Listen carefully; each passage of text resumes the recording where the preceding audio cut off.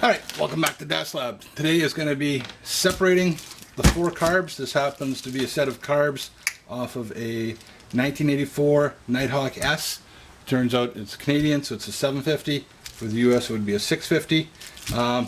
This is just a whole bunch of little videos, one step at a time. Not going to be about carb cleaning, it's just going to be getting these things apart. I do have a manual, but sometimes it helps just to see. So first step it says is to on the choke rail. So the choke is these little, it's a valve, it's a choke valve in here that enriches the circuit somehow, and there's a little common, there's the choke lever back there, so there's a common rail across here, and it wants us to disconnect and unlatch that spring that's in there. Doesn't look that dangerous. Up and over. Hey, that was pretty easy. So now it's no longer spring loaded. Well, it sort of is, but not the way it's supposed to be. Okay. Loosen each choke by starter arm locking screw. So that would be these, probably the locking screw, these Phillips head, or whatever the equivalent Japanese version of that is. And it doesn't say remove, it just says loosen.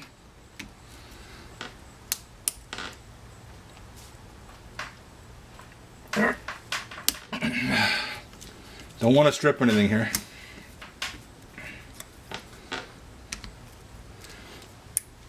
If I have to, I'll get the impact wrench out. And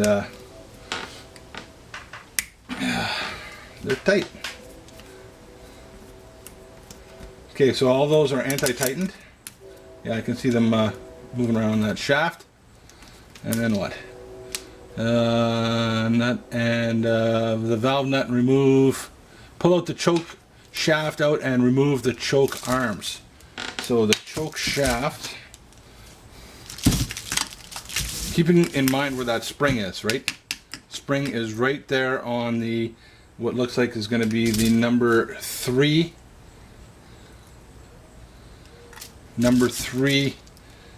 cylinder, in between number 3 and right by the, well, I guess it's really only got one spot that can go in, right?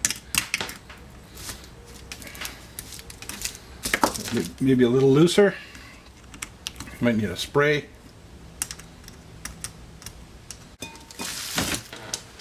Watch the other end. Oh, there we go.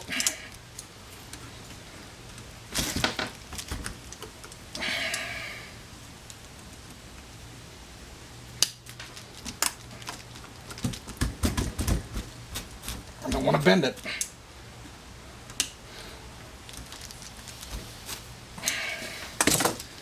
Too stiff. You know, I think a lot of YouTube guys will, I know I do it. If I feel pressured to perform for the camera, I turn the camera off. You might miss something, but I don't want to wreck something doing it because I feel that there's pressure to perform.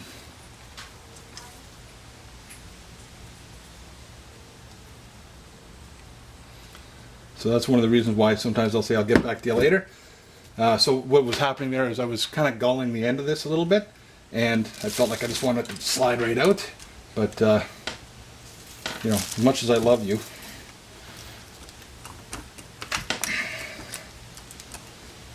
okay, so that one still seems like it's a little bindy.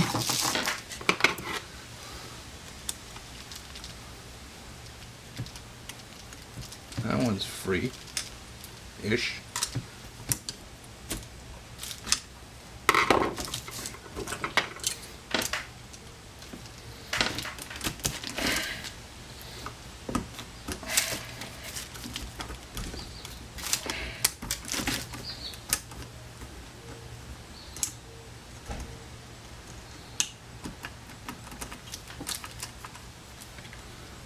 Loose all the way around. You know what I'm going to do? I can see here, I can actually get in here and open up these with a screwdriver.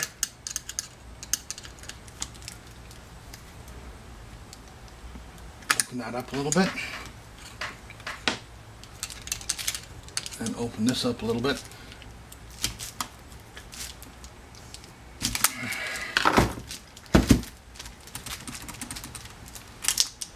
Okay, that's off. I hope they're all identical. Okay.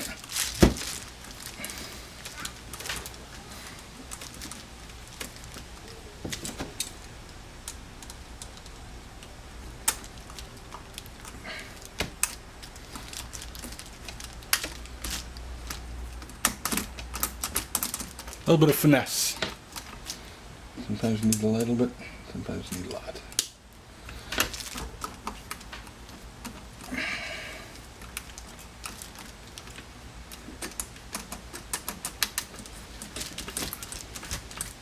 There you go.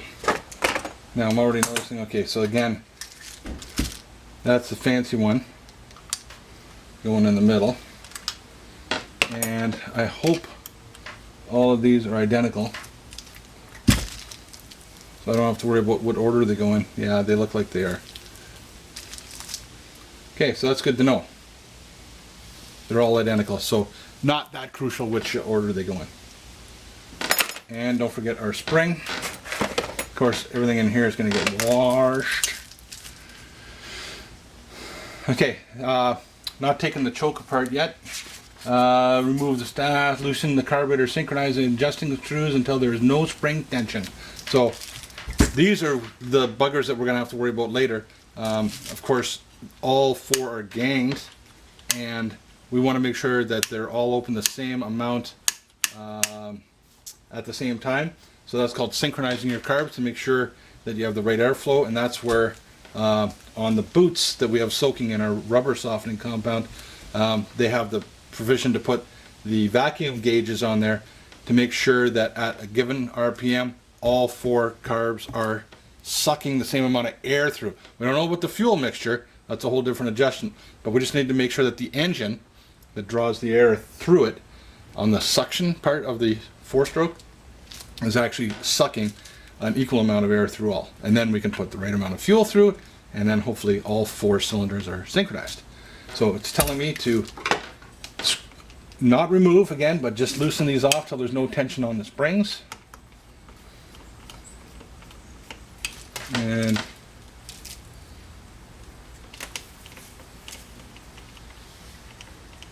that's about there.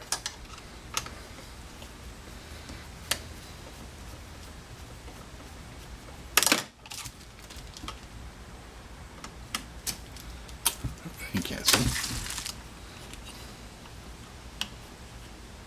Okay, no tension.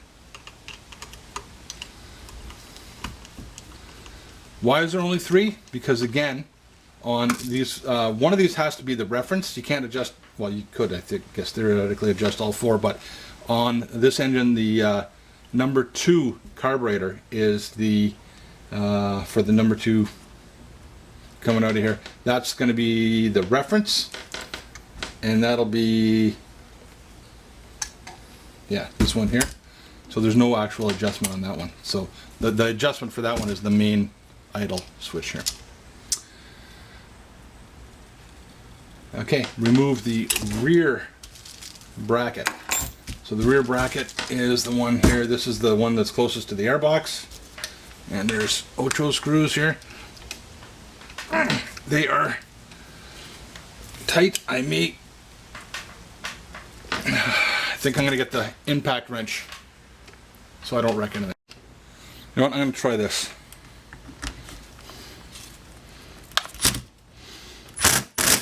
Yeah, that'll work.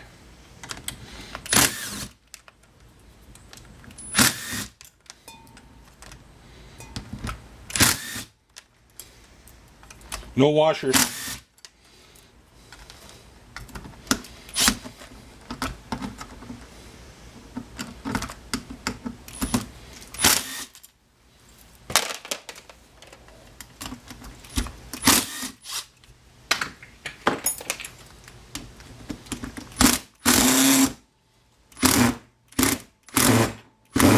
Oh yeah. Oh, okay. Now we're in trouble. I've stripped it. Oh man.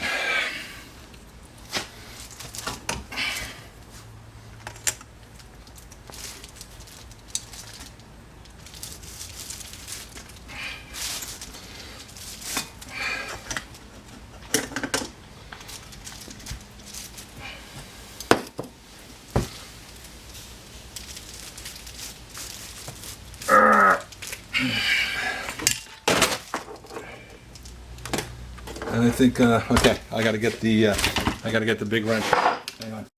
Okay, so what this does is I hammer on this, and as I do, it pushes in and turns at the same time a little bit, and hopefully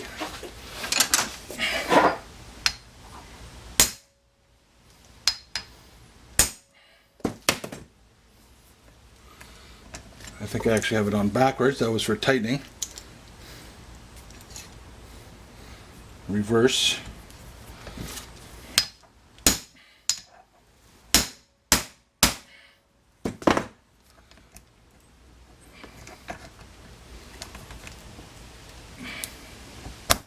There you go. I think I saved it.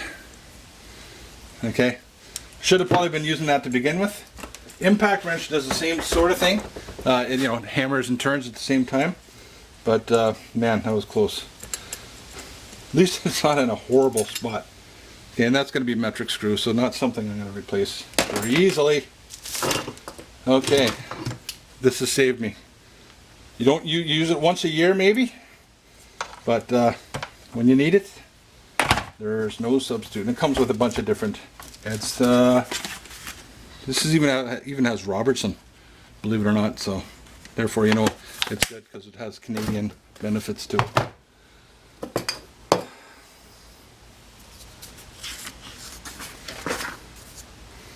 Next, the front bracket. Okay, so I'm going to go at it easy, and if I have to, I'll get out this guy. See, I don't know if that's maybe not the right size head. Nope, don't like it.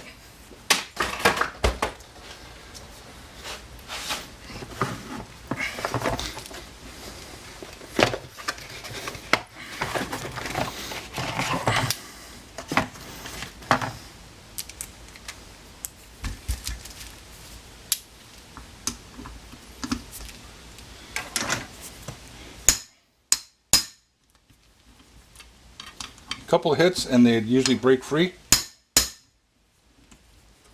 Try this bad boy.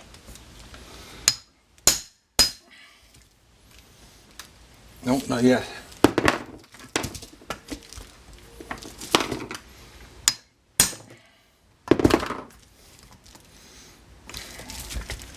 Sure I'm not wrecking anything. Huh. Wonder why those end ones are so tough, eh? Oh, there it came loose. Right there, got it.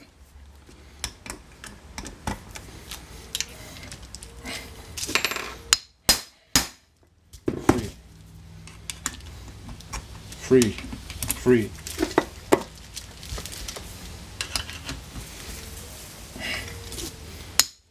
Free. Free.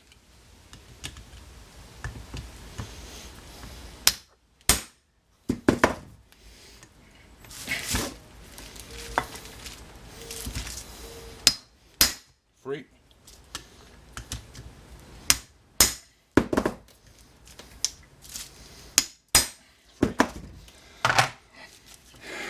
This one was mangled up. These two are mangled up because some gorilla was in here before. Probably me. Alright, I'm going to get this rail off. Okay, I've got both the brackets off, and the manual does tell us to be careful. There are these plastic fuel joiners and air joiner pipes, and you want to, okay, that came, oh, here's a spring. Okay, so there was a spring on here over this nut. Okay, and there's a fuel air joiner pipe. Next one comes apart, and there's a tiny spring popped off somewhere there. I think that's associated with, yeah, that came out of the back rail there. So this spring came out of there, and there's another one on this side. So that's two of those. And you know what I'm going to do? I'm going to mark these. I'd like to try to put them back in the same order that they came out in, I've got these marking pens here. So this is going to be number 1.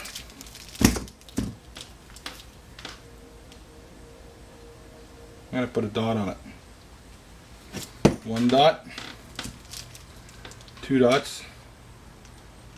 See the pattern here? 3 dots, and I don't know if this is going to stay, so I might actually hit those with a center punch. Ruining the authenticity of it, but of the motorcycle, but